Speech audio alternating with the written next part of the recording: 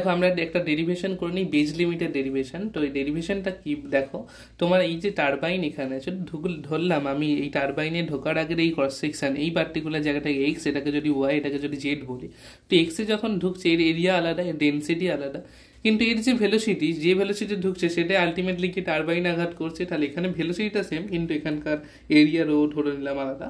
আর এখানে যখন বেরিয়ে যাচ্ছে তখন ভেলোসিটি ডিফারেন্ট হয়ে যাচ্ছে, টারবাইনে লাগার পর তার ভেলোসিটি অবভিয়াসলি কমে যাবে, তাহলে ভি2 ধরলাম, এরিয়া ধরলাম এ2, আর এখানে ধরলাম রো2। এবার দেখো তোমার এই যে এম ডট সেটা কি অ্যাকচুয়ালি তো সেম থাকবে, তোমার কি হয়ে যাবে রো এ1 ভি, এখানেও ভি ছিল এখানেও, আর এখানেও ভি, তাহলে rho A one V is equal to rho A V is equal to rho A two V two, মানে রো2 এ2 ভি2 হবে, তিনটে জায়গার কন্ডিশন সেম থাকবে, কারণ যে পরিমাণ আসছে সেই পরিমাণ এখান দিয়ে বেরিয়ে যাচ্ছে। তাহলে এখানে মাসের এম ডট মানে মাস ফ্লো রেটটা আলটিমেটলি কিন্তু সেম থাকবে। এবার দেখো তুমি ফোর্স ইজ ইকুয়াল টু কি জানো, মাস ইন্টু ভেলোসিটির যে চেঞ্জ সেটা, তাহলে এফ সমান এম, ভেলোসিটি কি পরিবর্তন হলো, আগে ছিল ভি এখন হয়ে গেছে ভি2, তাহলে ভেলোসিটি চেঞ্জ হয়ে গেল ভি মাইনাস ভি2। তাহলে এখন তোমার আউটপুট পাওয়ার কি পাবে, আউটপুট পাওয়ার তুমি জানো হাফ এম ভি স্কোয়ার হয়। এবার প্রথম অবস্থায় যে কাইনেটিক এনার্জি ছিল আর যখন বেরিয়ে গেল যে কাইনেটিক এনার্জি, সেই যে ভেলোসিটির যে কাইনেটিক এনার্জি, সেই দুটোর যে ডিফারেন্স সেটাই তুমি আউটপুট পাওয়ার হিসাবে পেয়েছো, সেটাকেই তুমি ইলেকট্রিসিটিতে কনভার্ট করছো। তাহলে ওই জন্য কি করলাম দেখো, হাফ এম ভি স্কোয়ার এর টোটালটা minus half M V two square ছিল, আমি হাফ এমকে কমন নিয়েছি, v square minus V two square. এবার দেখো এইটা তুমি তাহলে আউটপুট পাওয়ার একটা ইকুয়েশন পেলে। আবার তুমি পাওয়ার সমান কি পেতে পারো, ফোর্স ইন্টু ভেলোসিটি, যেখানে ফোর্সের ইকুয়েশন কি তুমি লিখেছো M into V minus V two এবং ভেলোসিটি ভি বসিয়েছো। তাহলে আলটিমেটলি এই দুটো ইকুয়েশন সেম, এই দুটোকে যদি তুমি সেম করো তাহলে দেখবে এম এম কেটে গেল এবং এখানে V minus V square minus V two স্কোয়ারকে তুমি স্প্লিট করতে পারবে V plus V two into V minus V two করে, তাহলে রাইট সাইডের ভি মাইনাস ভি টু পার্টটা কেটে যাবে এবং এখান থেকে তুমি একটা ইকুয়েশন পাবে, এই যে এখানকার ভেলোসিটি ভি সেটা is equal to V plus V two by two. এই ইকুয়েশনটাকে আমি আউটপুট পাওয়ারে কাজে লাগাবো। দেখো output power is equal to কি ছিল, half M V two V square minus V two square. এবার এম কে তো আমি লিখতেই পারি, M is nothing but M dot, তাহলে M dot is equal to লিখতে পারি রো এ ভি, আমি লিখেছি rho A V, V square minus V two square, v square minus V two square, তাহলে হাফ রো এ কে রাখলাম। এবার এই ভি এর জায়গায় আমি ভ্যালু কি পেয়েছি, V plus V two by two বসালাম, V square minus V two square. এবার দেখো এই প্রথমটা থেকে এই হাফ হাফ তো 1/4 হয়ে গেল, রো এ পড়ে থাকলো, এই প্রথমটা থেকে আমি ভি কমন নিলাম, তাহলে ভি যদি কমন নিই তাহলে কি পাবো, 1 plus V two by v, এবং দ্বিতীয় থেকে ভি স্কোয়ার কমন নিলাম তাহলে কি পাবো, 1 minus V two square by v square. এই ভি টু বাই ভি এই রেশিওটাকে আমি ধরলাম কে, স্পিড রেশিও ধরে নিলাম কে। তাহলে এবার ইকুয়েশন কি হয়ে গেল, যে আউটপুট পাওয়ারের equation 1/4 rho A V into V square V Q into 1 plus K হয়ে গেল ইন্টু 1 মাইনাস কে স্কোয়ার হয়ে গেল। তাহলে এটা হয়ে গেল তোমার আউটপুট পাওয়ারে এখন বর্তমান ইকুয়েশন।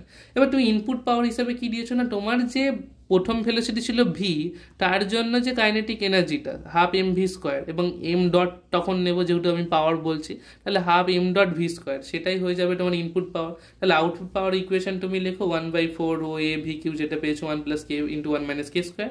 আর ইনপুট পাওয়ার হিসাবে কি লিখবো, আমি half M V, half M V square লিখবো, এম ডট ভি স্কোয়ার।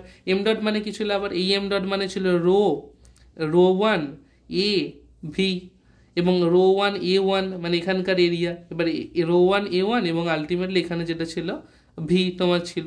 তাহলে এবার এরিয়া যদি এই দেখো এইখানকার এরিয়া আর এখানকার এরিয়া প্রায় সেম, এরিয়াটা যদি সেম হয় তাহলে আলটিমেটলি এরিয়া এরিয়া কেটে গেল, এবং আমি এই রো বাই রো ওয়ান এটা যদি তোমার সাবসোনিক ফ্লো হয়, এবং বেশিরভাগ ক্ষেত্রে এই রো বাই রো ওয়ান এই ডেন্সিটির রেশিওটা 1 হয়ে যায়।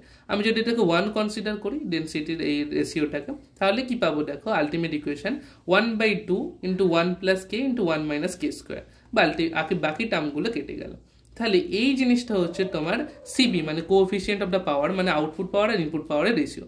এবার এটার যদি ম্যাক্সিমাম ভ্যালু, মানে তোমার দেখবো অনেক জায়গায় সিপি ম্যাক্স লাগছে, সিপি ম্যাক্সের ম্যাক্সিমাম ভ্যালু বার করতে দেয়, তাহলে কি করবো, এটাকে ফার্স্ট ডিফারেন্সিয়েশন এটাকে 0 হতে হবে, কার রেসপেক্টে ডিফারেন্সিয়েশন করবো, কে এর রেসপেক্টে, কারণ সবটাই এখন এই স্পিড রেশিওর টার্মে আছে। তাহলে DCP by DK should be 0।